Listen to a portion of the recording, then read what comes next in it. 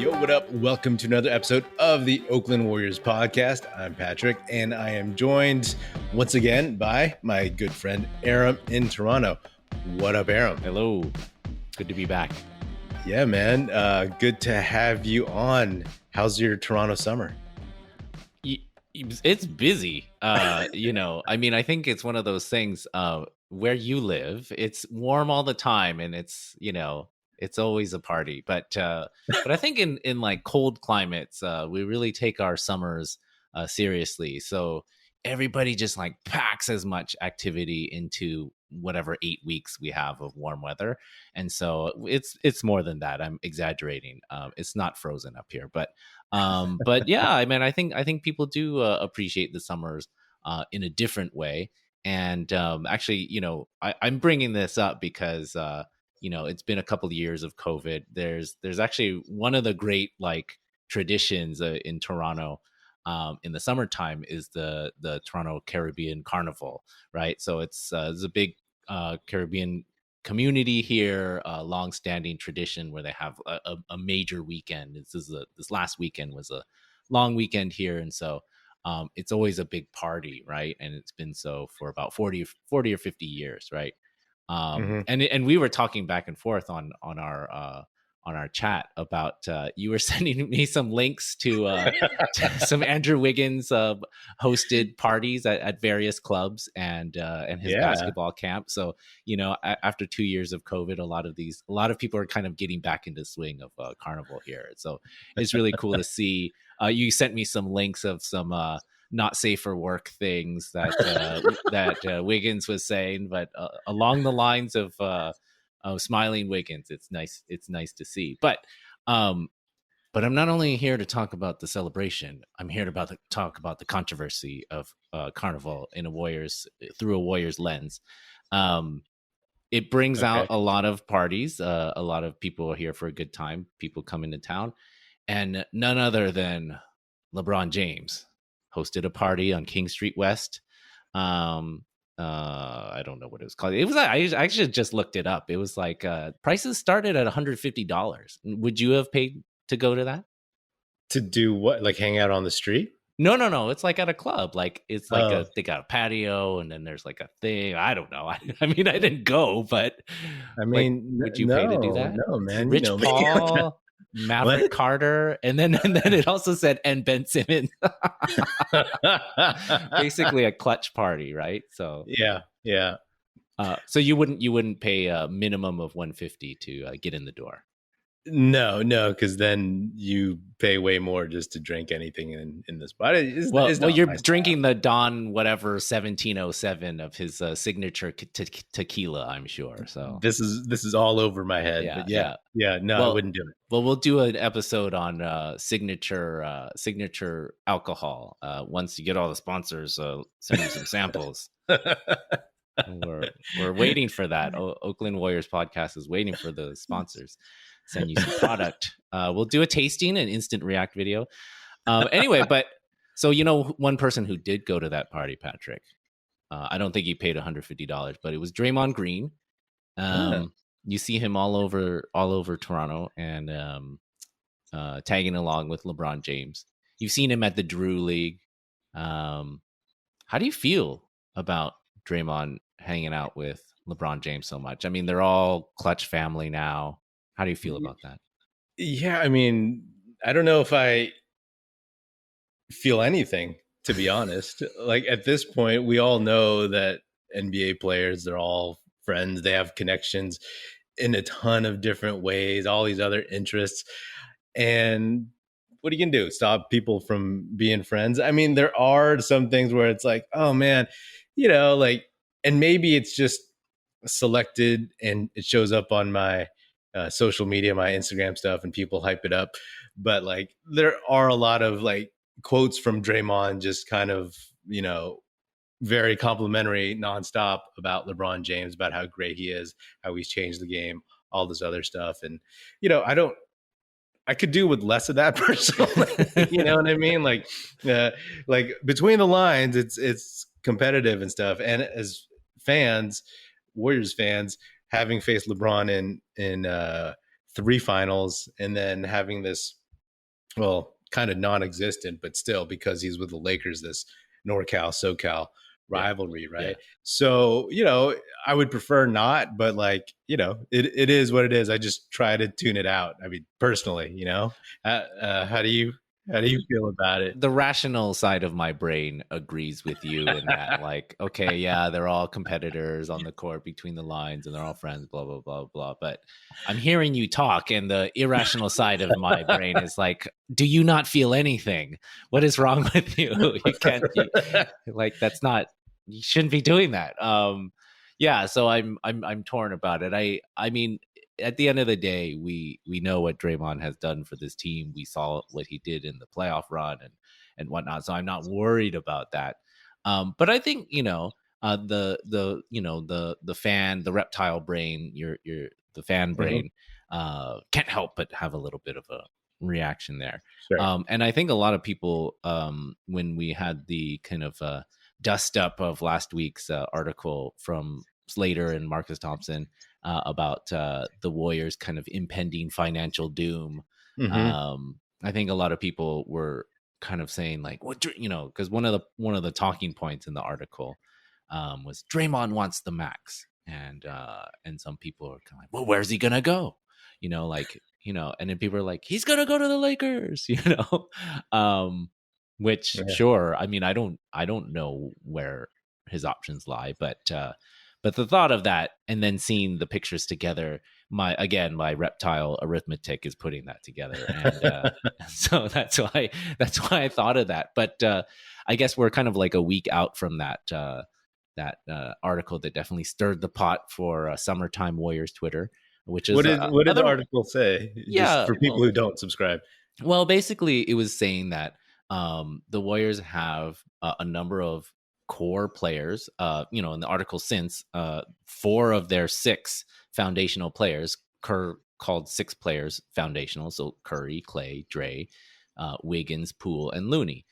So, and then 4 of those have some financial worries or extension eligibility that's coming up in the next season and a half, 2 seasons, right?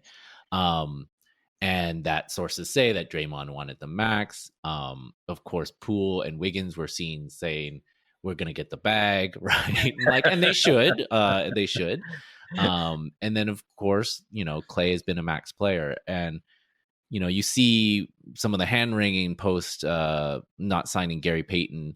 There is a financial limit. We all have a financial limit. I think that's fair to say, even for a billionaire. Apparently mine is $150. Yeah. $149.99 though. You're in, right? But the service, don't forget about the service fee. Yeah, so I mean, I think that's one of the things that, so a lot of people are kind of like, well, at this point, I think the question is then how do you build this team going forward in the next few years, right? With these core veterans, people who are part of this foundational 6. Of course, we have our young players that are coming up, but they're not really part of that foundation yet, right? They could be. And so what is your faith in them filling in those roles should you decide to let one of those 4 go? And then which one would it? Which one would you let go? So I guess my question to you, now that we've had a little bit of time to think about it, is let's just say, for the sake of argument, let's say, Klay feels indebted to the organization because they paid him the max. He missed 2 years, basically, right? Let's say he's like, you know what? I'll take a cut. I'll take a haircut, quote unquote. And I'll get paid $20 million or whatever. Let's not talk about the specific numbers, but sure. And then so you can only pick 2 out of the remaining 3. So would you max, who would you retain? Would you retain Dre, Wiggins, or Poole? You can only choose 2. Knowing what you have in terms of what you're building, in terms of young guys coming up, the general market, that kind of thing. I thought you were going to say, out of the 4, who would you lose? Well, it sounds like you want to cut Klay. if you're saying that. No. So if it was just those 3, and hypothetically, if Klay did take this haircut, I would move from Wiggins. I mean, I I would, because it's one of those things where we had these talks before the playoffs, right? When like the season wasn't going so well. But things We have knew, changed. He I was the know second things best have player. changed. And that's what I'm going back to is it's tough because here, how about I won't get rid of Draymond's a tough one, right? Because you know that he might not be worth the max for the entirety of a contract of an Yeah, for sure. extension, right? So like that might be the first thing, but you can't risk Steph getting upset about it. I Which mean, was a point that was made that Steph would be upset if they didn't have him. right. And also because of the fact that he's so important to the core of this team, just all the heartbeat hyperbole stuff. Like he is the toughest guy on the team. He is like the one ranting and raving, shouting. He's the dog on this team. And so if you lose that, then I think you just lose so much. You're just gutted, right?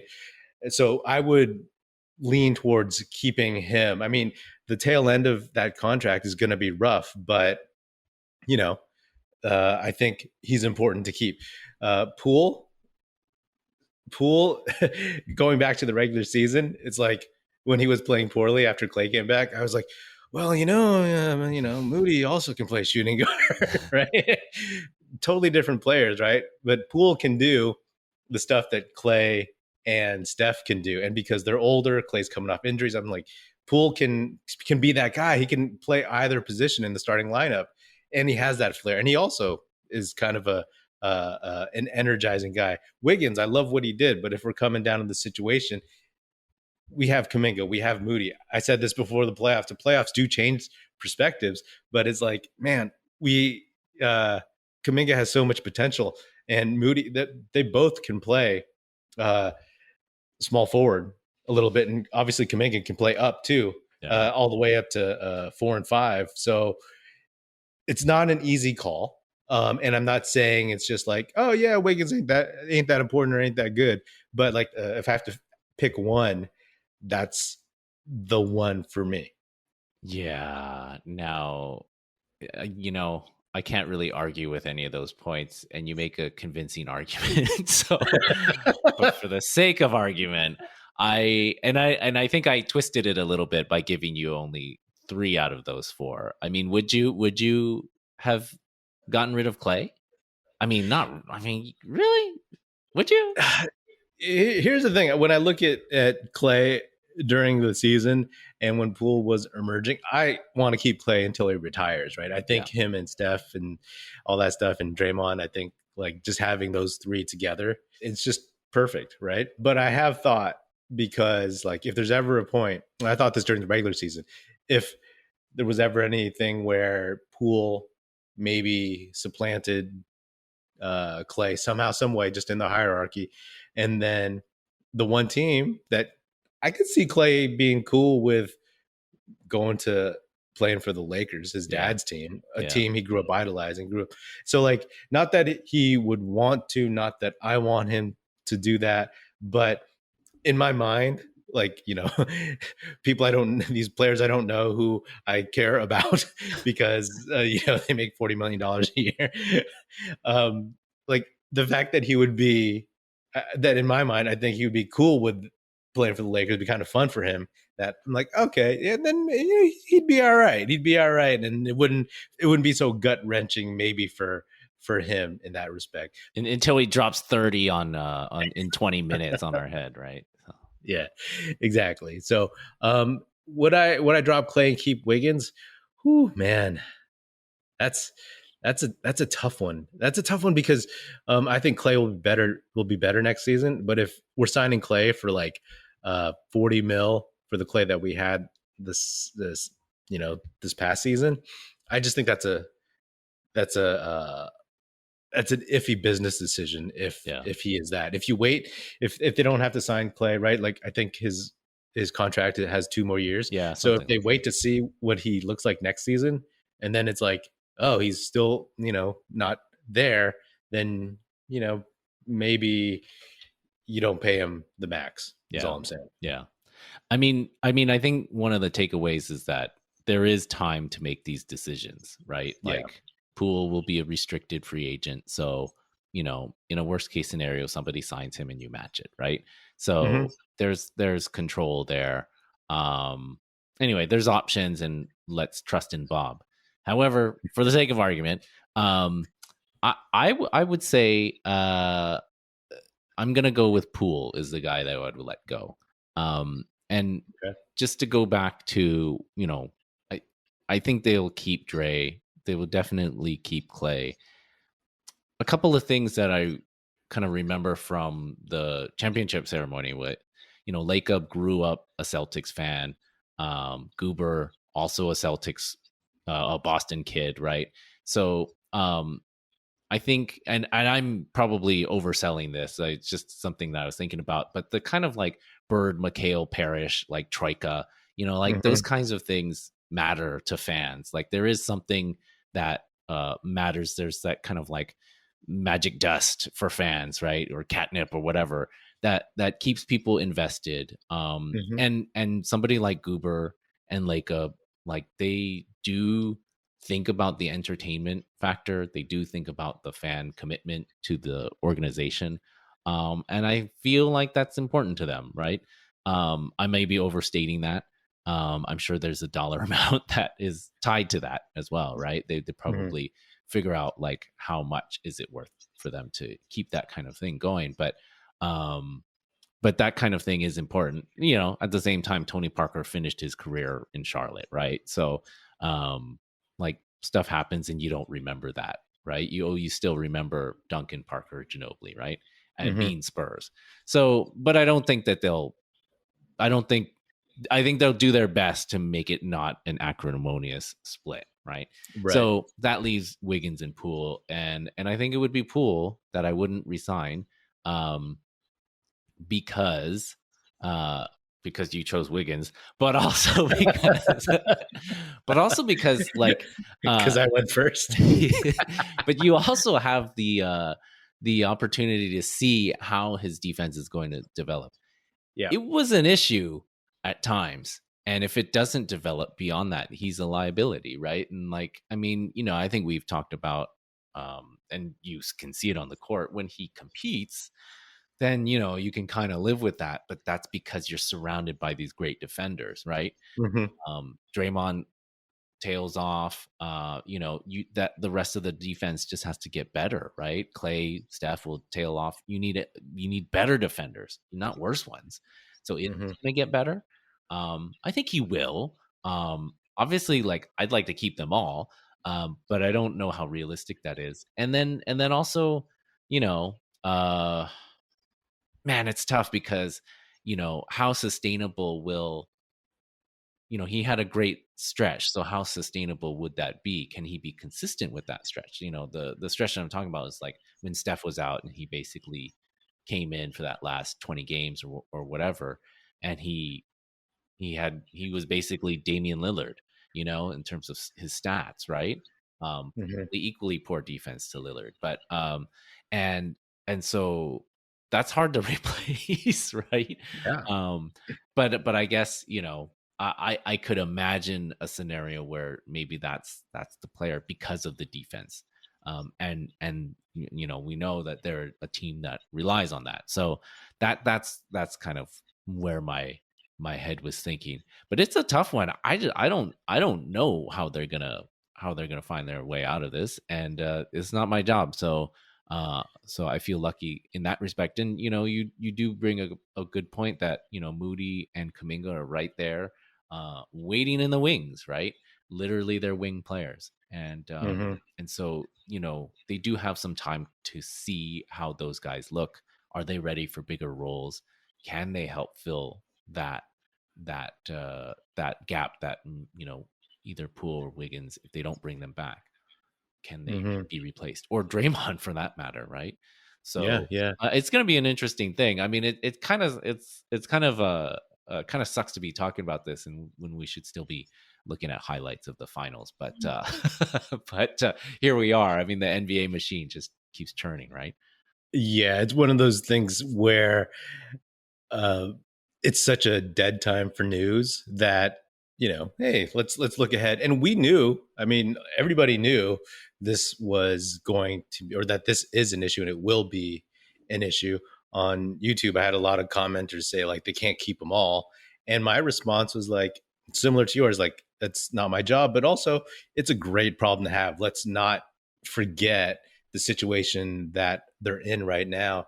And I think there's something telling about the fact that you and I both chose either Wiggins or Poole, because you have the core three and then you have the young core, right? And to me, like that's what you're trying to bridge. And in a lot of ways, it's the guys in the middle that are like sacrificed in a way, right? Yeah. And in terms of jettisoning Poole, maybe not jettisoning, like, maybe just moving on from Poole or not choosing him and choosing Wiggins instead. Like that is not necessarily a terrible option, because Wiggins plays that premium position that we always talk about, that everyone talks about. He's a wing who can play both ends, right? And Poole, right now, he doesn't play very good defense. Can he get better? It took Steph a while to really, really get solid. Can Poole do that faster? And it's a question of will, it's a question of effort, it's a question of strength. And he's been able to add to his game, but that's always been on the offensive side. So can he take it to that next level, or does he actually show that he can at least improve on a consistent basis like you're talking about? But bottom line to me is like, this is all great, right? There's a lot of hand wringing because it's like this impending doom that everybody's looking at all of a sudden, but also because we are so attached and we see the potential of all these players. I mean, look at the Warriors young guys, right? All their if you don't even count Poole, everybody that's 21 and under. You got Wiseman, Kuminga, Moody, Rollins, PBJ, and like, and they're not all going to be like there in 4 years. Yeah. Right. People are saying like, oh, Rollins, they signed him to a 3-year contract as a 44th pick in the second round. Right. So they're like, oh, maybe he could replace Poole. Who knows?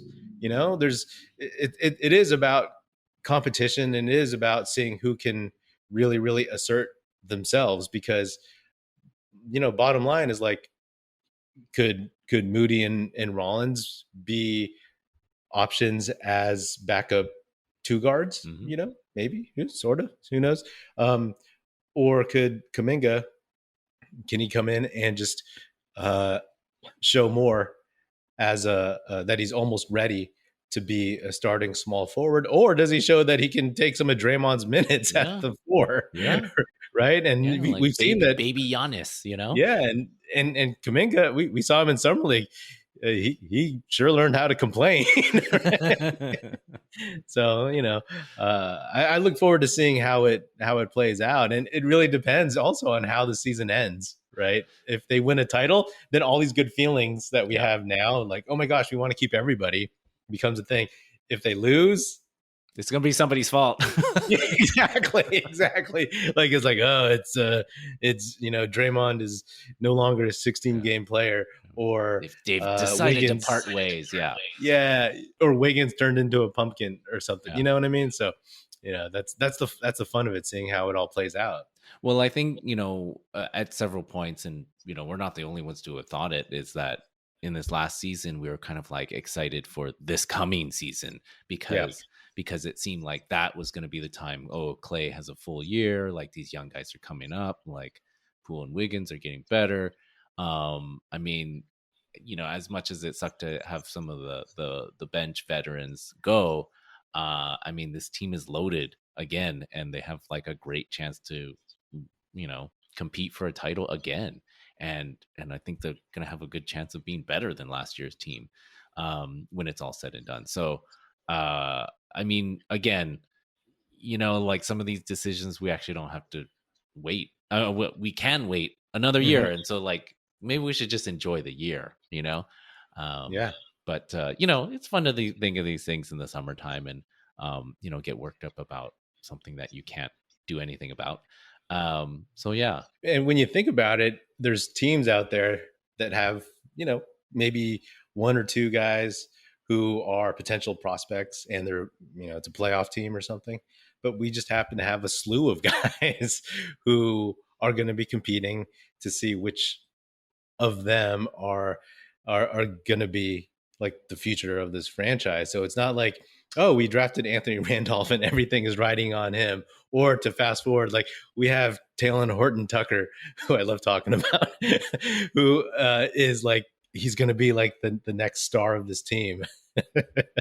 But, we have like a handful of legitimate dudes and then some dudes who are like the Pools and the Wiggins. So all great stuff to have. And I agree with you that we should enjoy what's going on, enjoy the title, enjoy the summer, and then really, really just dig in and have fun watching this team like organically evolve and take shape and all that good stuff. But yeah.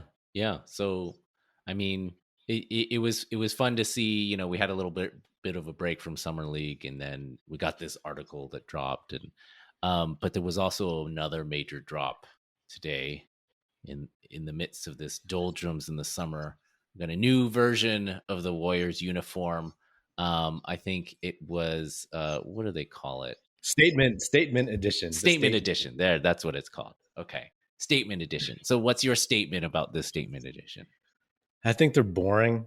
Do all teams have this style? Because I think I've seen them, but I don't know if they're mock-ups or if it's real. But I think it's kind of boring, man. Like, like when I think about the Oakland ones, the town ones, I just think that those had such cool, unique designs, and they were fun and without being cheesy. And I think this one, I mean, it looks like a college team, right? It looks like, I'm on a group text with a bunch of dudes who went to Cal, and they're like, "Oh man, I'm buying this. It looks like the Cal Bears," and that's fine, But I'm like, that's cool.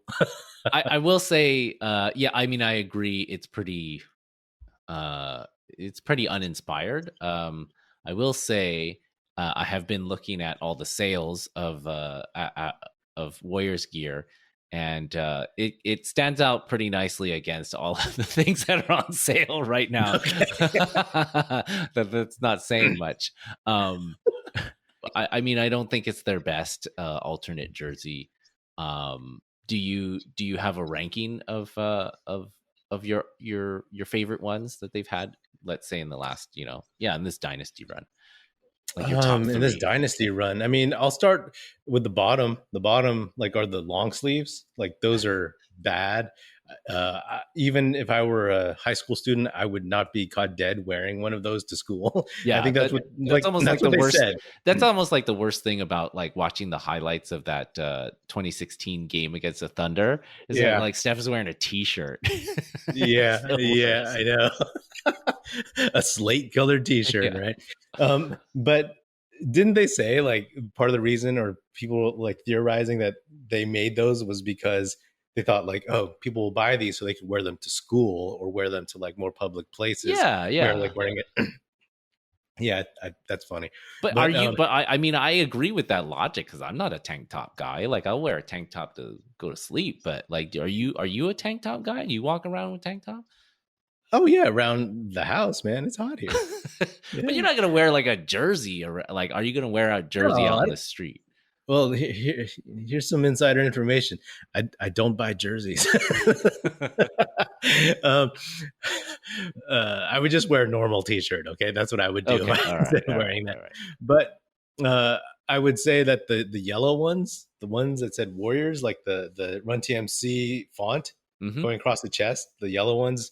I think Jarrett Jack still wore those, so maybe that doesn't count. But those were terrible. Not technically the dynasty era, but in recent years, I really like the black, the slate ones, the town. Yeah. And the Oakland ones I grew to appreciate. Yeah. And I also have a soft spot for those because that's the only way I see James Wiseman highlights. He's wearing that. Yeah. Although he No, was wearing that when he got hurt. Too, no, I so. remember when that came out and we were like, oh, this is trash and this is so It's like, pandering. obvious pandering. And then we saw them like they had laid out the court and then they came out in those uniforms. And I think both you and I are like, oh, looks pretty good. It's like, oh yeah, the shorts are cool. I Yeah. like what they did. Yeah. So. We believe, but Oakland too. Yeah, I think those are probably my favorite ones. What was the one this past season? I'm drawing a blank. Oh, the Warriors. You said the Bay. I didn't like that one at all. It was just kind of like the sunset, like the kind of like 80s, like I do like that design. I do like that design in general. I do not like that one at all. I have a T-shirt with that cheesy design. I don't like it. I will say one of my top ones is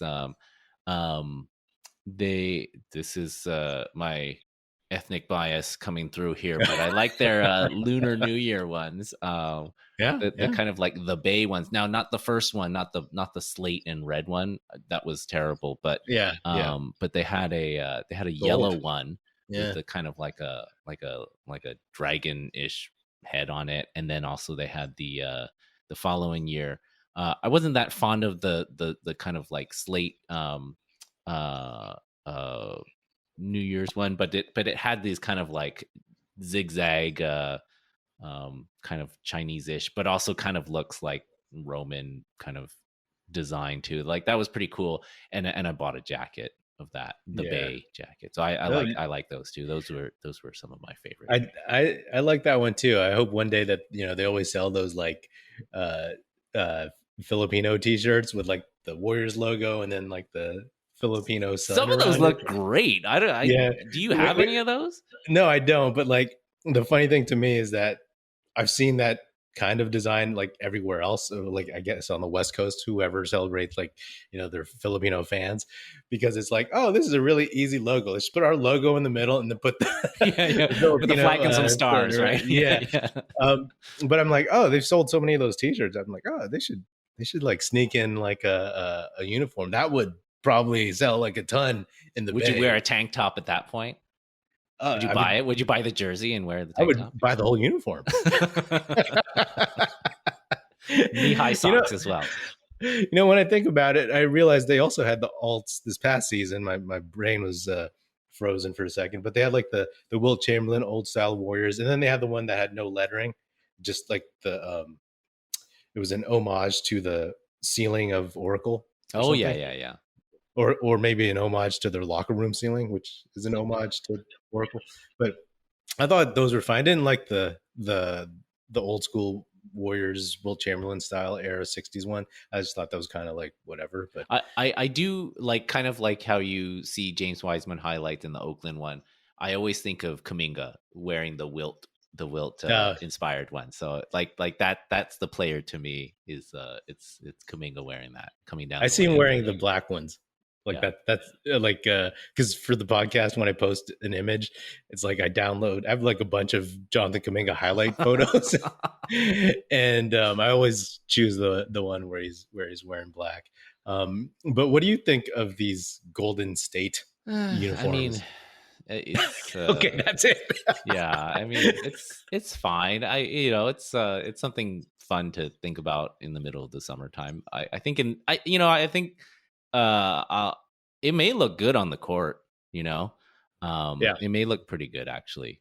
It looked like a really good college team. Yeah. So it might look good.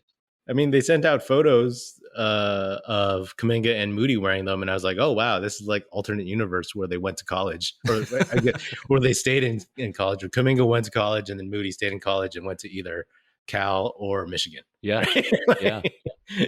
I will say also, I think the blue city jerseys are always like gonna be great, and however you feel about the verbiage of the city, they just objectively look great. So yeah, I mean, I love the gold ones too, and I actually like the rendition when they first started wearing them, like the We Believe, the Baron Davis era. I don't know if that's exactly when they started, but that's what I have a memory of.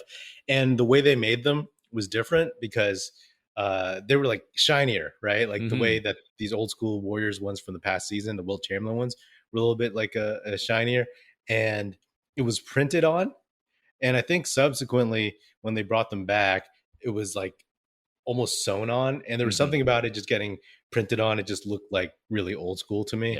And the shininess of it, I still think that's like the best basketball uniform of all time. If they want to send us some jerseys to sample as well, I'm calling out for some sponsorship here.